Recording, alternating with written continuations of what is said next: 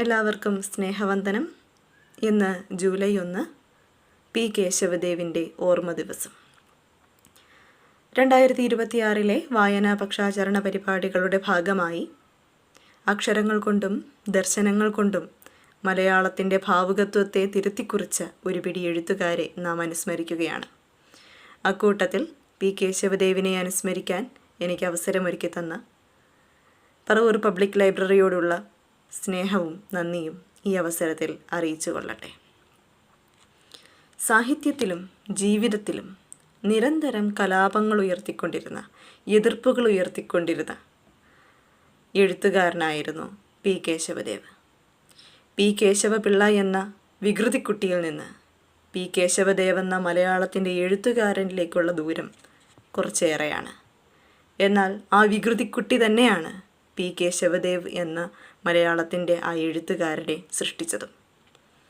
നിലവിലിരുന്ന സവർണ കേന്ദ്രിതമായ ലോകക്രമത്തിനോട്, വ്യവസ്ഥിതിയോട് നിരന്തരം കലഹിക്കലായിരുന്നു അദ്ദേഹത്തിൻ്റെ ജീവിതവും സാഹിത്യവും.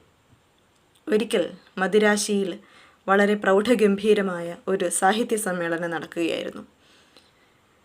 അവിടെ ആ വേദിയിൽ അന്നത്തെ വളരെ പ്രൗഢമായ, വളരെ ഉന്നത കുലജാതരായിട്ടുള്ള ഒരുപാട് എഴുത്തുകാരിരിപ്പുണ്ട്. അവിടേക്ക് മുഷിഞ്ഞ വേഷവും ധരിച്ച് ഒരു വ്യക്തി കടന്നു വന്നു. എല്ലാവരും അങ്കലാപ്പോടുകൂടിയാണ് അദ്ദേഹത്തെ നോക്കിയത്. അത് കേശവദേവായിരുന്നു. പ്രസംഗപീഠത്തിൽ കയറിയപ്പോൾ അദ്ദേഹം പറഞ്ഞു, ഈ വേഷം കണ്ട് ആർക്കും വിഷമം തോന്നരുത്. ഈ മുഷിഞ്ഞ വേഷം എനിക്കിണങ്ങുന്നത് തന്നെയാണ്. ഈ വേദിയിലിരിക്കുന്നവരെ പോലെ ആഢ്യവർഗത്തിൽപ്പെടുന്നവനല്ല ഞാനെന്ന് ആദ്യം നിങ്ങൾ തിരിച്ചറിയണം. ഞാൻ സാഹിത്യത്തിലെ പറയനാണ്. മനുഷ്യത്വം അന്വേഷിച്ച് നടക്കുകയും അത് ഓടയിൽ കണ്ടെത്തുകയും ചെയ്ത പറയൻ. കേവലം ജാതിസൂചകമായിട്ടല്ല അദ്ദേഹം ആ ഒരു പദം, പറയനെന്ന പദം അവിടെ പ്രയോഗിച്ചത്.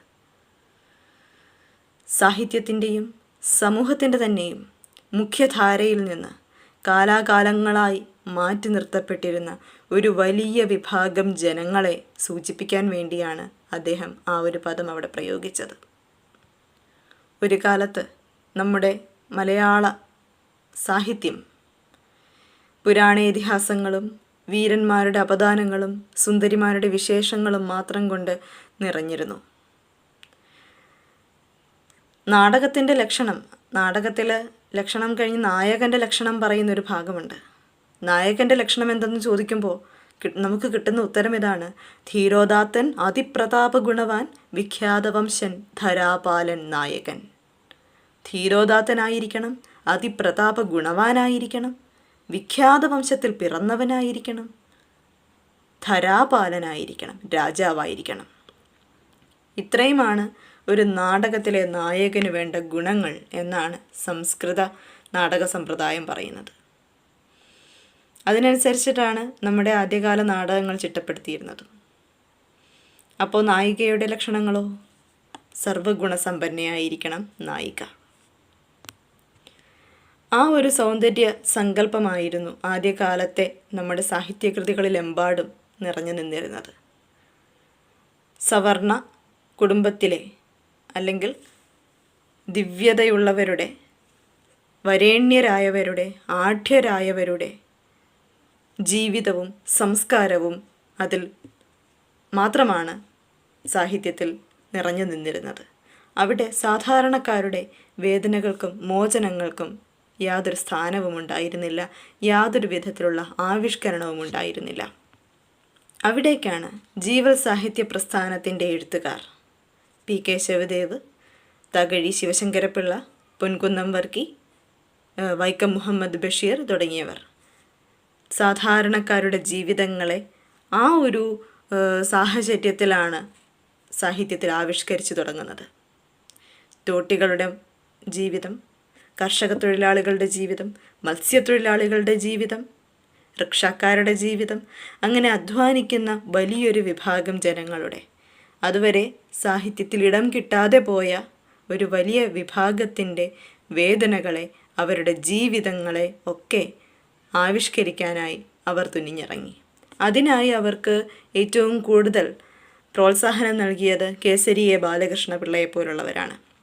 മുണ്ടശ്ശേരിയും അതേപോലെ MP പോളും ഒക്കെ ഈ ഒരു കാലഘട്ടത്തിൽ അത്തരത്തിലുള്ള വിമർശനങ്ങൾ, സാഹിത്യ നിരൂപണങ്ങൾ നിർവഹിച്ചവരുമാണ്. ഈ ഒരു അവസരത്തിലാണ് സാഹിത്യം എന്തിനു വേണ്ടിയാണ് എന്നുള്ള ചോദ്യം വരുന്നത്. കല കലയ്ക്ക് വേണ്ടിയാണോ, കല ജീവിതത്തിന് വേണ്ടിയാണോ? ജീവിതത്തെ നന്നാക്കുക എന്നുള്ള ഉദ്ദേശ്യമൊന്നുമില്ല കലയ്ക്ക്. കല കലയ്ക്ക് വേണ്ടിയിട്ടാണ് നിലനിൽക്കുന്നതെന്നാണ് ഒരു കൂട്ടർ വാദിച്ചത്. എന്നാൽ ജീവൽ സാഹിത്യ പ്രസ്ഥാനത്തിലെ എഴുത്തുകാരും അവർക്ക് മാർഗദർശികളായിരുന്നവരും വാദിച്ചത് കല ജീവിതത്തിന് വേണ്ടിയാണ്, കല സാമൂഹിക ഉന്നമനത്തിന് വേണ്ടിയാണ്, മനുഷ്യോദ്ധാരണത്തിന് വേണ്ടിയാണ്, സമൂഹത്തിലെ പുഴുക്കുത്തുകളെ മാറ്റുന്നതിന് വേണ്ടിയാണ്, ഒരു മികച്ച സമത്വസുന്ദരമായ ഒരു ലോകക്രമം രൂപപ്പെടുത്തുന്നതിന് വേണ്ടിയാണ്. ആ ഒരു പ്രസ്ഥാനത്തിൻ്റെ പിൻബലത്തിലാണ് ദേവ് തൻ്റെ രചനകൾ നിർവഹിച്ചു തുടങ്ങുന്നത്. പലതരം ചൂഷണങ്ങളിൽ നിന്ന് മോചിപ്പിച്ച് വായനക്കാരുടെ മനസ്സുകളെ സമത്വബോധത്തിലേക്ക് ഉയർത്തുന്നതുവരെ താനും തൻ്റെ സഹപ്രവർത്തകരും അടങ്ങിയിരിക്കുകയില്ല എന്ന് പറഞ്ഞാണ് അദ്ദേഹം തൻ്റെ മദിരാശിയിലെ പ്രസംഗം ഉപസംഹരിക്കുന്നത്. എന്നാൽ തുല്യതയ്ക്കോ സ്വാതന്ത്ര്യത്തിനോ യാതൊരു സ്ഥാനവുമില്ലാത്ത ഒരു സാമൂഹിക സാമ്പത്തിക ക്രമമാണ് നൂറ്റാണ്ടുകളായി ഇവിടെ നിലനിന്നിരുന്നത്. അതിലാകട്ടെ ജാതി വ്യവസ്ഥ കുടികുത്തി വാഴുകയും ചെയ്യുന്നു. എതിർപ്പിൻ്റെ ഗർജനത്തോടുകൂടിയല്ലാതെ ആ വ്യവസ്ഥയെക്കുറിച്ച് ഓർക്കാൻ തനിക്ക് സാധിച്ചിട്ടില്ലെന്ന് ദേവ് ആവർത്തിച്ചുകൊണ്ടേയിരുന്നു. അതുകൊണ്ടാണ് അദ്ദേഹത്തിൻ്റെ ആത്മകഥയുടെ പേര് തന്നെ എതിർപ്പ് എന്നായത്. തൊട്ടുകൂടാത്തവരും തീണ്ടിക്കൂടാത്തവരും ദൃഷ്ടിയിൽപ്പെട്ടാൽ തന്നെ ദോഷമുള്ളവരും നിറഞ്ഞ അന്നത്തെ ഇരുളടഞ്ഞ ഒരു കാലഘട്ടം. അതിനെ കുമാരനാശാൻ വിശേഷിപ്പിച്ചിട്ടുണ്ട്. നരൻ അശുദ്ധ വസ്തു പോലും, ധരയിൽ നടപ്പത് തീണ്ടലാണ് പോലും, നരകം ഇവിടമാണ് ഹന്ത കഷ്ടം, ഹരഹര ഇങ്ങനെ വല്ല നാടുമുണ്ടോ. മനുഷ്യനെ അശുദ്ധ വസ്തുവായി കണക്കാക്കുന്ന, തൊട്ടാൽ അശുദ്ധമാകുന്ന, കണ്ടാൽ തന്നെ അശുദ്ധമാകുന്ന അത്രയും ജാതി വ്യവസ്ഥ കുടികുത്തി വാഴുന്ന ആ ഒരു കാലഘട്ടം, ഒരു നാട്, ഇതിലും വലിയ ഒരു നരകം വേറെയുണ്ടോ എന്ന് ആശാൻ ആശ്ചര്യപ്പെടുന്ന, വേദനയോടുകൂടി ഓർക്കുന്ന ഒരു അവസരം. ആ ഒരു സാഹചര്യത്തിലാണ് 1904 വടക്കൻ പറവൂരിലെ കെടാമംഗലം എന്ന ഗ്രാമത്തിൽ കാർത്യായനി അമ്മയുടെയും അപ്പുപിള്ളയുടെയും 6ാമത്തെ മകനായി കേശവദേവ് ജനിക്കുന്നത്. വളർന്നപ്പോൾ വിദ്യാലയത്തിലും വീട്ടിലും നാട്ടിലുമൊക്കെ വലിയ വികൃതിയായിട്ടാണ് കേശവദേവ് വളർന്നത്. ഇതിൻ്റെയൊക്കെ ഉറവിടം അനിയന്ത്രിതമായിട്ടുള്ള അമർഷമാണെന്നാണ് അദ്ദേഹത്തിൻ്റെ അഭിപ്രായം. എന്നാൽ എന്തിൻ്റെ അല്ലെങ്കിൽ ആരുടെ നേർക്കാണ് അമർഷമെന്ന് ചോദിച്ചാൽ അസമത്വം നിറഞ്ഞ പൊതുവിലുള്ള ലോകാവസ്ഥയുടെ നേർക്കായിരുന്നു തൻ്റെ അമർഷം എന്നാണ് അദ്ദേഹം ഉത്തരം നൽകുക. ക്ലാസ്സിൽ സമ്പന്നരായിട്ടുള്ള കുട്ടികളുണ്ടായിരുന്നു. അവരെയും അവരുടെ മാതാപിതാക്കളെയും ഒക്കെ അധ്യാപകർ ഒരുപാട് ബഹുമാനിക്കും. പക്ഷേ സാധാരണക്കാരായിട്ടുള്ള പാവപ്പെട്ട വീട്ടിലെ കുട്ടികളുണ്ടായിരുന്നു. അവരെ നിരന്തരം അധ്യാപകർ അവഗണിക്കുകയും ചെയ്യുമായിരുന്നു. അദ്ദേഹം എതിർപ്പെന്ന് പറയുന്ന തൻ്റെ ആത്മകഥയിൽ ഒരു സംഭവം വിവരിക്കുന്നുണ്ട്. ഒരിക്കൽ ഒരു കുരുവിയെയും കൊണ്ട് ക്ലാസ്സിലേക്ക് കയറി വരികയാണ് കേശവപിള്ള, കൊച്ചു കേശവൻ. കുട്ടികളെല്ലാം ആർത്ത് ചിരിക്കാൻ തുടങ്ങി. അപ്പോൾ ക്ലാസ്സിലെ ബഹളം കേട്ട് അധ്യാപകൻ ക്ലാസ്സിലേക്ക് വന്നു. അപ്പോൾ കയ്യിലിരിക്കുന്ന ആ കുരുവിയെ കണ്ടിട്ടാണ് കുട്ടികൾ ചിരിക്കുന്നത് എന്ന് മനസ്സിലായി. ആരാണ് കുരുവിയെ ക്ലാസ്സിൽ കൊണ്ടുവന്നത്? അപ്പോൾ മനസ്സിലായി, കേശവപിള്ളയാണ് കൊണ്ടുവന്നത്. ഉടനെ അദ്ദേഹത്തിൻ്റെ കയ്യിൽ അടിയും കൊടുത്ത് അദ്ദേഹത്തെ ക്ലാസ്സിന് വെളിയിലിറക്കി. മറ്റു കുട്ടികൾ, ചിരിച്ച കുട്ടികളെ എല്ലാവരെയും അധ്യാപകൻ അടിച്ചു. 1ാമത്തെ കുട്ടിയെ അടിച്ചു, 2ാമത്തെ കുട്ടിയെ അടിച്ചു, 3ാമത്തെ കുട്ടിയെ അടിച്ചു. 4ാമത്തെ കുട്ടിയെ അടിക്കാൻ ഓങ്ങിയപ്പോൾ അധ്യാപകന് മനസ്സിലായി അത് ജന്മിയുടെ പൗത്രനാണ്. അതോടുകൂടി അദ്ദേഹത്തിൻ്റെ വടി താഴ്ന്നു. ഒരു സ്നേഹശാസനയോടുകൂടി അവനെ മാറ്റി നിർത്തി അടുത്ത കുട്ടിയെ തല്ലാനായിട്ട് ആരംഭിച്ചു. ഇത് കണ്ടപ്പോൾ കേശവൻ ചാടി എഴുന്നേറ്റ് ബഹളമുണ്ടാക്കി. ഇത് പക്ഷപാതമാണ് സാറേ, ഞങ്ങളിത് സമ്മതിക്കയില്ല സാറേ എന്ന് അദ്ദേഹം ദേഷ്യത്തിൽ വിളിച്ചു പറഞ്ഞു. പക്ഷേ അദ്ദേഹത്തോടൊപ്പം പുറത്തിറങ്ങാൻ മറ്റൊരു കുട്ടിയും തയ്യാറായില്ല. അത് കണ്ടപ്പോൾ കേശവൻ ആകെ ദേഷ്യം വന്നു. അവരെല്ലാവരും പട്ടികളാണെന്ന് ആക്രോശിച്ചുകൊണ്ട് കേശവൻ സ്കൂൾ പുരയിടത്തിന് പുറത്തേക്ക് നടന്നു. അതോടുകൂടി അദ്ദേഹത്തിൻ്റെ വിദ്യാഭ്യാസവും അവിടെ അവസാനിച്ചു. പിന്നീട് അദ്ദേഹം ജോലി അന്വേഷിച്ച് ആലപ്പുഴ ഭാഗത്തെത്തി. അവിടെ ചിട്ടി പിരിക്കുന്ന, അവിടെ തന്നെ അദ്ദേഹത്തിൻ്റെ സ്വന്തം നാട്ടിലുള്ള ഒരാളെ കണ്ട് തിരികെ വടകംപറവൂരിലേക്ക് തന്നെ പോന്നു. അവിടെ ചിട്ടി പിരിക്കുന്ന ജോലിയും അതോടൊപ്പം കുട്ടികളെ പഠിപ്പിക്കുന്ന ജോലിയും ലഭിച്ചു. അങ്ങനെ പണപ്പിരിവിനായിട്ട് കറങ്ങുന്നതിനിടയ്ക്കാണ് കേശവൻ പുസ്തകങ്ങളെ പരിചയപ്പെടുന്നത്. സ്വാമി വിവേകാനന്ദനെക്കുറിച്ചുള്ള പുസ്തകം വായിച്ചതോടെ ഇന്ത്യൻ സമൂഹം, ഹിന്ദു സംസ്കാരം തുടങ്ങിയ കാര്യങ്ങളിലൊക്കെ അദ്ദേഹത്തിന് താല്പര്യമുണ്ടായി തുടങ്ങി. പറവൂരുള്ള ഒരു സാഹിത്യ സമാജത്തിൽ അംഗവുമായി. അങ്ങനെ വിവേകാനന്ദ സ്വാമികളുടെ ഉദ്ബോധനം, മഹാത്മാഗാന്ധി ഇന്ത്യൻ ദേശീയതയിൽ ഉളവാക്കുന്ന ഉണർവ്, ജാതി വ്യവസ്ഥ തുടങ്ങിയ വർത്തമാനകാല മനസ്സിനെ സ്പർശിക്കുന്ന പ്രമേയങ്ങൾ അവിടെ അദ്ദേഹത്തിൻ്റെ ചർച്ചകൾക്ക് വിധേയമായി. ഒരിക്കൽ ആലുവ മണപ്പുറത്ത് കൂടി സഞ്ചരിക്കുമ്പോൾ അദ്ദേഹം ഒരു പ്രസംഗം കേൾക്കാനിടയായി. ഒരു യുവാവാണ് പ്രസംഗിക്കുന്നത്. വളരെ ഗാംഭീര്യമാർന്ന ശബ്ദം, സിംഹഗർജനം മുഴങ്ങുന്നതെന്നാണ് അദ്ദേഹം അതിനെക്കുറിച്ച് പറഞ്ഞത്. അവസാനം ആ ഒരു സിംഹഗർജനം ഒരു ശോകഗാനം പോലെയായി മാറി. ആ പ്രസംഗകൻ പറയുകയാണ്, എന്തിന് ഭാരതധരേ കരയുന്നു, പാരതന്ത്ര്യം നിനക്ക് വിധി കൽപ്പിതമാണ് തായേ. ഭാരതധരേ, അല്ലയോ ഭാരതമേ, നീ എന്തിനാണ് കരയുന്നത്? നീ കരഞ്ഞിട്ട് എന്ത് കാര്യം? പാരതന്ത്ര്യം അഥവാ അസ്വാതന്ത്ര്യം, അടിമത്തം നിനക്ക് വിധി കൽപ്പിതമാണ്, അത് നീ അനുഭവിച്ചേ പറ്റൂ എന്ന് പറഞ്ഞ് ഒരു വളരെ വൈകാരികമായി സംസാരിക്കുന്ന ഒരു പ്രസംഗകനെ അദ്ദേഹം അവിടെ കണ്ടു. അതാരാണ് എന്ന് അദ്ദേഹം അന്വേഷിച്ചു. അപ്പോൾ ആരോ പറഞ്ഞു, പുലയൻ അയ്യപ്പൻ, സാക്ഷാൽ സഹോദരൻ അയ്യപ്പൻ. മിശ്രഭോജനങ്ങളിലൂടെ ജാതിയെ വേണ്ട മനുഷ്യന്, ശ്രീനാരായണ ഗുരുവിൻ്റെ ഒരു ജാതി ഒരു മതം ഒരു ദൈവം മനുഷ്യന് എന്ന ആ ഒരു പ്രശസ്തമായിട്ടുള്ള വാചകത്തെ ഗുരുവിൻ്റെ തന്നെ അനുമതിയോടുകൂടി ജാതി വേണ്ട, മതം വേണ്ട, ദൈവം വേണ്ട മനുഷ്യന് എന്ന് തിരുത്തിയ വിപ്ലവകാരി.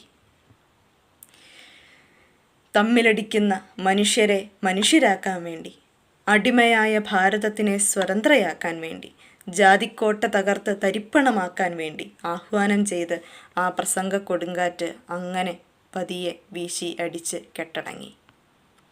ആ ഒരു പ്രസംഗത്തിൽ നിന്ന് പ്രചോദനം ഉൾക്കൊണ്ടുകൊണ്ട് പത്രങ്ങളും പുസ്തകങ്ങളുമൊക്കെ അദ്ദേഹം വായിക്കുന്നത് ശീലമാക്കി.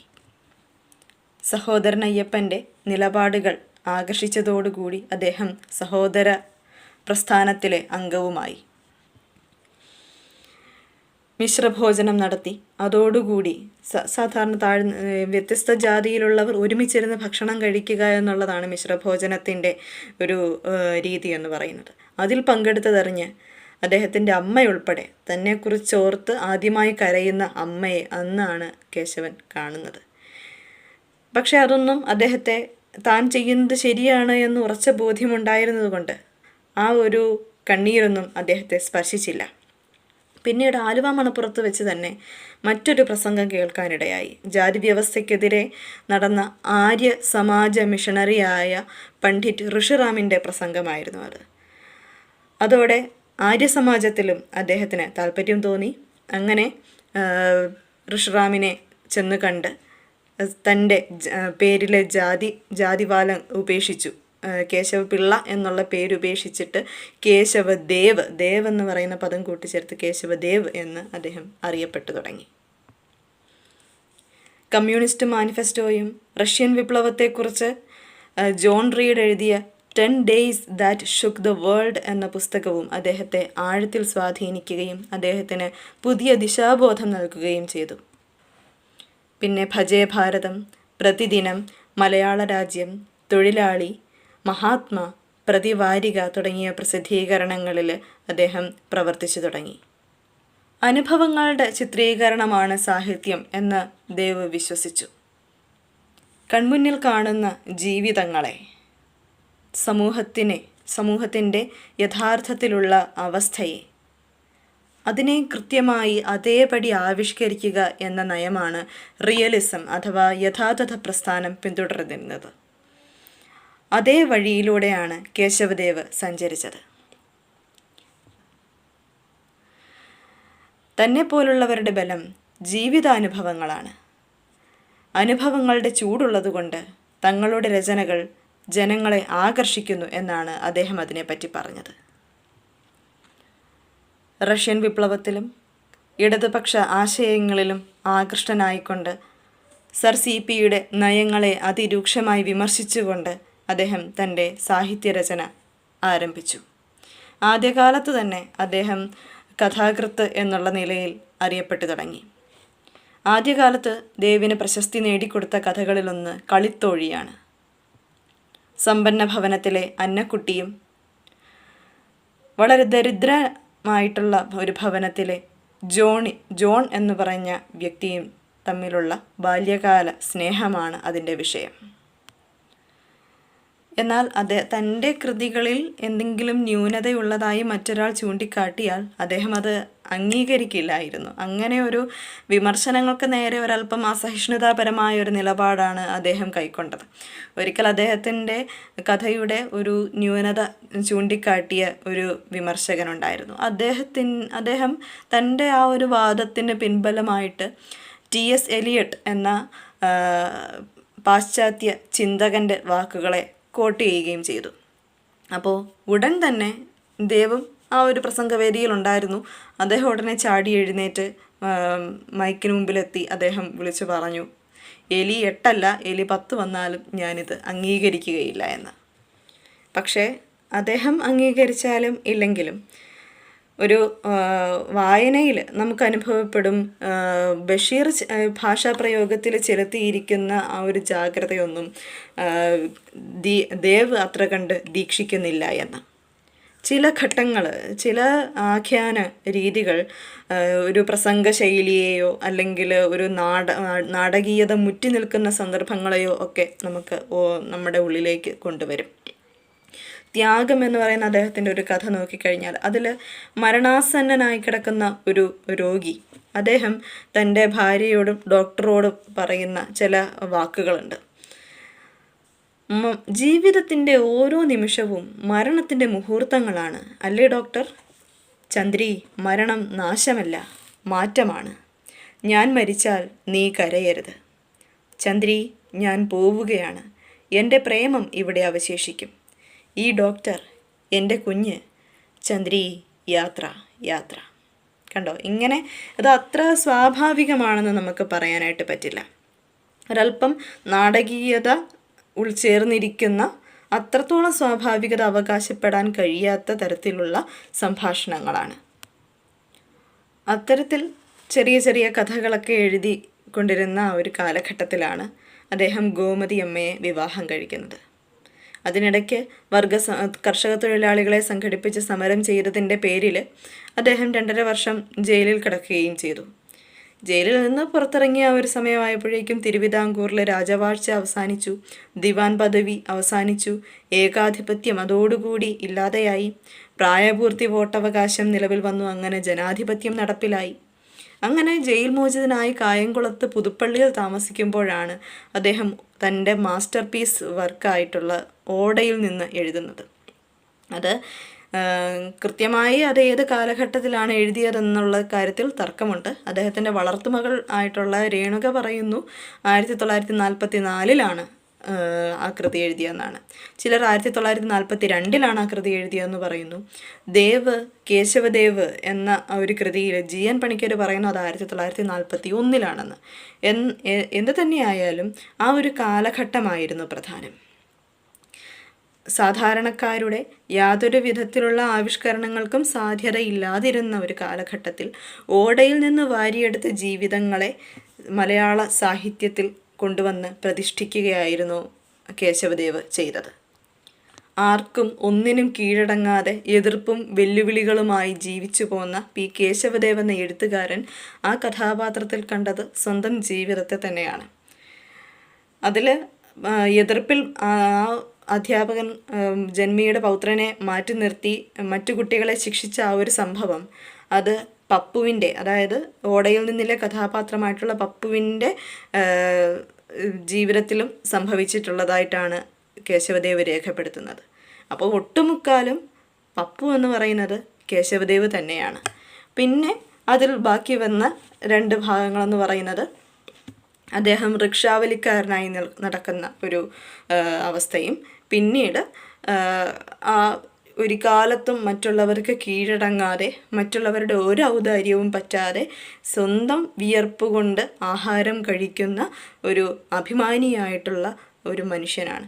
ഒരു മനുഷ്യർക്ക്, താഴേക്കിടയിലുള്ള മനുഷ്യർക്ക് ജീവിതമുണ്ടെന്നും അവർക്ക് നിലപാടുകളുണ്ടെന്നും അവർക്ക് അഭിമാനമുണ്ടെന്നും പോലും അവരെ മനുഷ്യരായി പോലും ഗണിക്കാതിരുന്ന ഒരു കാലഘട്ടത്തിലാണ് അത്തരത്തിലുള്ളൊരു ആവിഷ്കരണം നടത്തിയത് എന്നോർക്കുമ്പോഴാണ് നമുക്ക് ഈ ഒരു കൃതിയുടെ പ്രസക്തി മനസ്സിലാവുക.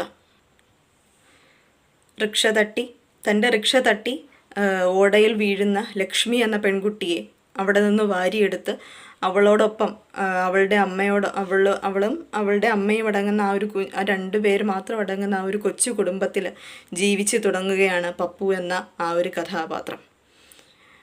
അവളെ വളർത്തി വലുതാക്കുമ്പോൾ, അവൾക്ക് വേണ്ടി അധ്വാനിക്കുമ്പോൾ, ആ കുടുംബത്തിന് വേണ്ടി അധ്വാനിക്കുമ്പോൾ അയാൾക്ക് പുതിയൊരു ലക്ഷ്യബോധം കൈവരികയാണ്. അവളെ എങ്ങനെയും പഠിപ്പിച്ച് മിടുക്കിയാക്കണം എന്നുള്ള ആ ഒരു ആഗ്രഹം മാത്രമാണ് ആ പപ്പുവിനുള്ളത്. അതോടൊപ്പം സ്നേഹിക്കാനുള്ള ആ ഒരു മനസ്സും, മനുഷ്യത്വം നിറഞ്ഞ ഒരു മനസ്സും. അവിടെ പിന്നീട് വളർന്നു വലുതാകുമ്പോൾ, BA കാരിയാകുമ്പോൾ, വിദ്യാഭ്യാസം നേടുമ്പോൾ, ഔദ്യോഗിക വിദ്യാഭ്യാസം നേടുമ്പോൾ, ലക്ഷ്മി എന്ന ആ കൊച്ചു പെൺകുട്ടി തന്നെ വളർത്തി വലുതാക്കിയ ആ വളർത്തച്ഛനെ വല്ലാതെ അവജ്ഞയോടുകൂടി നോക്കുകയാണ്. അവളുടെ അമ്മയും അതേപോലെ തന്നെ അവളോടൊപ്പം ചേരുന്നു. അവർക്ക് തങ്ങളുടെ നിലയ്ക്കും വിലയ്ക്കും ചേർന്നവനല്ല പപ്പു എന്ന ഒരു തോന്നലുണ്ടാകുന്നു. ആ ഒരു തോന്നൽ അത് അയാളെ നിത്യരോഗിയാക്കി മാറ്റുകയും ചെയ്യുന്നു. എങ്കിൽ പോലും ഒരിടത്തും ഒരാൾക്ക് മുമ്പിലും കൈനീട്ടാതെ തികഞ്ഞ അഭിമാനബോധത്തോടുകൂടി ജീവിക്കുന്ന ഒരു മനുഷ്യനെ നമുക്ക് ഓടയിൽ നിന്ന് എന്ന നോവലിൽ കാണാം. ഓട സാഹിത്യമെന്നും തെണ്ടി സാഹിത്യമെന്നും ഒക്കെ പറഞ്ഞ് ഒരുപാട് പേര് അതിനെ പരിഹസിച്ചെങ്കിലും സാധാരണക്കാർക്കിടയിൽ ആ ഒരു നോവലിന് വളരെ വലിയ പ്രചാരമുണ്ടായി. ഇത് ഞങ്ങളുടെ കഥയാണ് എന്ന് അവർ അഭിമാനപൂർവ്വം പറയുകയുണ്ടായി. ഓടയിൽ നിന്ന് മാത്രമല്ല കേട്ടോ ഇതേപോലെ സാധാരണക്കാരെ അഭിസംബോധന ചെയ്ത് സംസാരിക്കുന്നത്. അദ്ദേഹത്തിൻ്റെ ഒരു നാടകമുണ്ടായിരുന്നു, യാചകപ്രേമം എന്ന് പറഞ്ഞ നാടകം. അതിൽ നായികയും നായകനും യാചകരാണ്. അവരുടെ സംഭാഷണവും ഈ യാചകരുടെ ഭാഷയിൽ തന്നെയാണ്. സമൂഹത്തിന് നേർക്ക് പിടിച്ച കണ്ണാടിയായി സാഹിത്യത്തെ കാണുമ്പോൾ പോലും ചിലയിടങ്ങളിലെങ്കിലും കേശവദേവ് ഒരു റൊമാൻറ്റിക്, ഒരു കാൽപ്പനികനായി മാറുന്നുണ്ട്. കാരണം അതിലെ പപ്പു എന്ന് പറയുന്ന കഥാപാത്രത്തെ സ്വന്തം ജീവിതത്തിൽ നിന്ന് ചീന്തിയെടുക്കുമ്പോൾ പോലും അതിൽ തൻ്റെ ജീവിതത്തിലുള്ള കുറച്ച് മറ്റുള്ളവർ അംഗീകരിക്കാത്ത കുറച്ച് വശങ്ങളുണ്ടല്ലോ, അതിനെ മാറ്റി നിർത്തിക്കൊണ്ട് പപ്പുവിനെ ഒരു ആദർശ പുരുഷനാക്കി മാറ്റാൻ കേശവദേവ് ശ്രമിക്കുന്നുണ്ട്. അതുകൊണ്ട് തന്നെ സ്വാനുഭവത്തെ ഇപ്രകാരം ആദർശവൽക്കരിച്ച് ചിത്രീകരിക്കുമ്പോൾ ഒരെഴുത്തുകാരനും യാഥാർത്ഥ്യത്തിൽ നിന്ന് കുറച്ചെങ്കിലും അകലാതെ വയ്യ എന്ന് ഓടയിൽ നിന്ന് എന്ന കൃതിയുടെ അവതാരിക എഴുതിയ ശ്രീ MK വത്സൻ, ഒഴുക്കിനെതിരെ നീന്തിയ ഒരാൾ എന്നാണ് ആ അവതാരികയുടെ പേര്. ആ ഒരു അവതാരികയിൽ അദ്ദേഹം അത് സൂചിപ്പിക്കുന്നുണ്ട്. പപ്പുവിൻ്റെ ആ ഒരു സ്വഭാവഘടനയിൽ ആദർശത്തിൻ്റെ പരിവേഷം അഴിച്ചു മാറ്റിയാൽ ബാക്കി മുക്കാലും അത് കേശവദേവ് തന്നെയാണ്. കായംകുളത്ത് പുതുപ്പള്ളി എന്ന സ്ഥലത്ത് താമസിക്കുമ്പോൾ പതിയെ അദ്ദേഹം കമ്മ്യൂണിസ്റ്റ് ആശയങ്ങളിൽ നിന്ന് വിമുഖത പ്രകടിപ്പിക്കാനായിട്ട് അകലാൻ തുടങ്ങി. പാർട്ടി നേതൃത്വം ആകട്ടെ അച്ചടക്കത്തിനാണ് കൂടുതലായിട്ട് പ്രാധാന്യം കൊടുത്തുകൊണ്ടിരുന്നത്. എന്നാൽ കേശവദേവ് അങ്ങനെ ഒരു അച്ചടക്കം ദീക്ഷിച്ചിരുന്ന ഒരു വ്യക്തിയല്ല. അപ്പം അതുകൊണ്ട് തന്നെ ആ ഒരു അച്ചടക്കത്തിൽ അദ്ദേഹത്തിന് ശ്വാസം മുട്ടുന്നതായി അനുഭവപ്പെട്ടിട്ടുണ്ട്. ഹിംസയ്ക്കെതിരായിട്ട് അദ്ദേഹം സ്വന്തം മനോഭാവം മാറ്റുകയും ചെയ്തു. ആദ്യകാലത്ത് ഗാന്ധിജിയുടെ അഹിംസാ മാർഗമല്ല, ഭഗത് സിംഗിൻ്റെ സായുധ വിപ്ലവമായിരിക്കണം ബ്രിട്ടീഷുകാർക്കെതിരെ വേണ്ടത് എന്നുള്ള നിലപാടിനെ അനുകൂലിക്കുന്ന വ്യക്തിയായിരുന്നു കേശവദേവ്. പക്ഷേ പിൽക്കാലത്ത് അദ്ദേഹത്തിൻ്റെ ആ ഒരു മനോഭാവം മാറുകയും ഹിംസയ്ക്കെതിരെ അദ്ദേഹം സംസാരിക്കുകയും ചെയ്തു. പിന്നെ അതോടൊപ്പം ഈ ഒരു സ്വാതന്ത്ര്യ വാഞ്ച, മറ്റൊരാളുടെ കീഴിൽ നിൽക്കാനായിട്ടുള്ള ആ ഒരു മടി, അതെല്ലാം അദ്ദേഹത്തെ കമ്മ്യൂണിസ്റ്റ് പ്രസ്ഥാനത്തിൽ നിന്ന് പതിയെ അകറ്റാനായിട്ട് തുടങ്ങി. പിന്നെ ആ ഒരു സമയത്ത് EMSനെതിരെയും കമ്മ്യൂണിസ്റ്റ് പ്രസ്ഥാനത്തിനെതിരെയൊക്കെ അദ്ദേഹം രൂക്ഷമായി പ്രതികരിക്കുകയും ആർക്കുവേണ്ടി എന്ന കൃതി ഇതിൻ്റെ ഭാഗമായിട്ട് രചിക്കുകയും ചെയ്തു. ആ ഒരു നിലപാടിനെ കേസരിയും വിമർശിച്ചിട്ടുണ്ട്. പുച്ഛിച്ചു തള്ളാനുള്ള ഒരു മനുഷ്യനല്ലാത്തതുകൊണ്ട് കാമ്പുണ്ടായാലും ഇല്ലെങ്കിലും ഒന്ന് തിരിഞ്ഞു നിന്നു പോകും. പറഞ്ഞാൽ തല്ലുകൊള്ളുന്ന കാലത്തും പറഞ്ഞവനാണ്, തല്ലുകൊണ്ടവനാണ്. എന്നിട്ടും പറഞ്ഞു പടർന്ന് അതൊരു കൊടുങ്കാറ്റ് പോലായി എന്നാണ് കേസരി പറഞ്ഞിട്ടുള്ളത്. പിന്നീട് ഓടയിൽ നിന്ന് എന്ന നോവല് സിനിമയാകുന്നു. K.S. സേതുമാധവനാണ് അത് സംവിധാനം ചെയ്യുന്നത്. അയൽക്കാർ എന്ന നോവലിന്, അത് കേരളത്തിലെ ഒരു കാലഘട്ടത്തിലെ സാംസ്കാരിക പരിണാമത്തെ കുറെ കൂടി ഓടയിൽ നിന്നതിനേക്കാൾ കുറെ കൂടി ഡീപ്പായിട്ട് നമ്മൾ പഠിക്കേണ്ട ഒരു ഗ്രന്ഥമാണ് അയൽക്കാർ. അതിന് കേന്ദ്ര സാഹിത്യ അക്കാദമി അവാർഡ് 1964 ലഭിക്കുന്നു. പിന്നെ ഇന്ത്യ വിഭജനത്തെ പ്രമേയമാക്കിക്കൊണ്ട് എഴുതിയ ഒരു നോവലാണ് ഭ്രാന്താലയം. ആ ഭ്രാന്താലയം എന്ന നോവൽ മതാധിഷ്ഠിതമായിട്ടുള്ള ദേശീയ ബോധം മനുഷ്യരെ എങ്ങനെയൊക്കെ മുറിവേൽപ്പിക്കുന്നു എന്നുള്ളതിൻ്റെ ഒരു നേർസാക്ഷ്യമായി മാറുന്നു. ഇന്ത്യ വിഭജനത്തിൻ്റെ പശ്ചാത്തലത്തിൽ എഴുതിയതാണെങ്കിൽ പോലും അതിൽ കുറച്ച് ന്യൂനതകളൊക്കെ ഉണ്ട്. കാരണം നമ്മുടെ വർഗീയ ലഹളകളുടെ കൃത്യമായ സ്വഭാവം ആവിഷ്കരിക്കുന്നതിൽ അത് പരാജയപ്പെടുന്നുണ്ട്.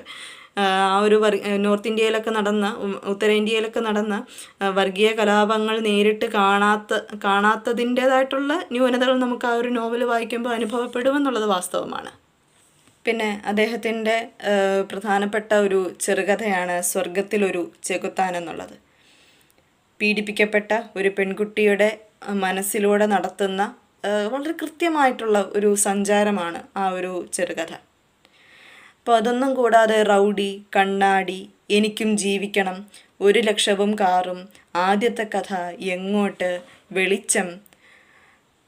വെളിച്ചം കയറുന്നു, സ്വപ്നം തുടങ്ങിയിട്ടുള്ള ഒരു പിടി നോവലുകളും, അന്നത്തെ നാടകം, ഉഷസ്, കൊടിച്ചി, മരച്ചീനി, നിയമത്തിൻ്റെ മറവിൽ, ഒരു രാത്രി, മലക്കറിക്കാരി, മീൻകാരൻ കോരൻ തുടങ്ങിയ ചെറുകഥകളും, നാടകകൃത്ത്, ഞാനിപ്പം കമ്മ്യൂണിസ്റ്റാവും, ചെകുത്താനും കടലിനുമിടയിൽ, പ്രധാനമന്ത്രി തുടങ്ങിയ നാടകങ്ങളും അദ്ദേഹം രചിച്ചിട്ടുണ്ട്. അതോടൊപ്പം SPCS, അതായത് സാഹിത്യ പ്രവർത്തക സഹകരണ സംഘത്തിലുമൊക്കെ അദ്ദേഹം പ്രവർത്തിച്ചിട്ടുണ്ട്. 1983 ജൂലൈ 1 അദ്ദേഹം അന്തരിക്കുന്നത്. കേവലം വിനോദോപാധി എന്നുള്ള നിലയിൽ നിന്ന് സാഹിത്യത്തിൻ്റെ ലക്ഷ്യത്തെ തന്നെ തിരുത്തിക്കുറിക്കുകയും കല ജീവിതത്തിന് വേണ്ടിയാണ് നിലകൊള്ളേണ്ടത് എന്ന നിലപാടിനെ ഉയർത്തിപ്പിടിക്കുകയും ചെയ്ത ഒരു പറ്റം എഴുത്തുകാരുടെ മുമ്പിൽ നിൽക്കുന്ന വ്യക്തിത്വമാണ് കേശവദേവിൻ്റേത്. സാഹിത്യത്തിൻ്റെ ലാവണ്യം അല്ലെങ്കിൽ ഭാവുകത്വം, സൗന്ദര്യശാസ്ത്ര സങ്കല്പം ഒക്കെ മാറി വരുന്ന ഒരു കാലഘട്ടത്തിനെ പ്രതിനിധീകരിക്കുന്ന എഴുത്താണ് കേശവദേവിനെ പോലുള്ളവരുടേത്. തനിക്ക് സമൂഹത്തിനോട് പറയാനുള്ളത് കൃത്യമായി പറയാനായിട്ട് ശ്രമിച്ച കഥയും കഥാപാത്രങ്ങളുമാണ് അദ്ദേഹം രചിച്ചത്. തനിക്ക് എഴുതാതിരിക്കാൻ കഴിയില്ല എന്ന് അദ്ദേഹം പറഞ്ഞിട്ടുണ്ട്.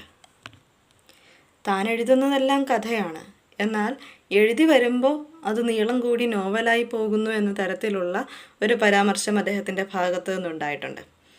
എന്നാൽ ഒരു നോവലിനെ, ഒരു കഥയെ ചെറുതാക്കി എഴുതിയാൽ അത് ചെറുകഥയും വലുതാക്കി എഴുതിയാൽ അത് നോവലുമാകും എന്നുള്ള കാഴ്ചപ്പാടിനോട് നമുക്ക് യോജിക്കാൻ കഴിയില്ല. അത് നോവലിനും ചെറുകഥയ്ക്കും അതിൻ്റേതായിട്ടുള്ള ആഖ്യാന രീതികളുണ്ട്. ഈ സാഹിത്യ രൂപങ്ങളെക്കുറിച്ചല്ല, സാഹിത്യത്തിൽ ആവിഷ്കൃതമായ വിഷയങ്ങളെക്കുറിച്ചാണ് അദ്ദേഹത്തിൻ്റെ കാര്യത്തിൽ ഏറ്റവും അധികം പ്രസക്തി ഉണ്ടാവുക. ഒരിടത്തും പ്രതിനിധാനം ലഭിക്കാതെ പോയ വലിയൊരു വിഭാഗം ജനങ്ങളുടെ ശബ്ദമായി, പ്രതിനിധിയായി മാറുകയായിരുന്നു കേശവദേവ്. മുൻപുള്ളവർ വെട്ടിത്തെളിച്ച വഴിയിലൂടെ പോകാതെ സ്വന്തമായി വഴിവെട്ടി ഒരു പുതിയ സാഹിത്യ സരണി തുറന്നു തന്ന എഴുത്തുകാരനിൽ ഒരാളാണ് കേശവദേവ്. അദ്ദേഹത്തിൻ്റെ പാവന സ്മരണ.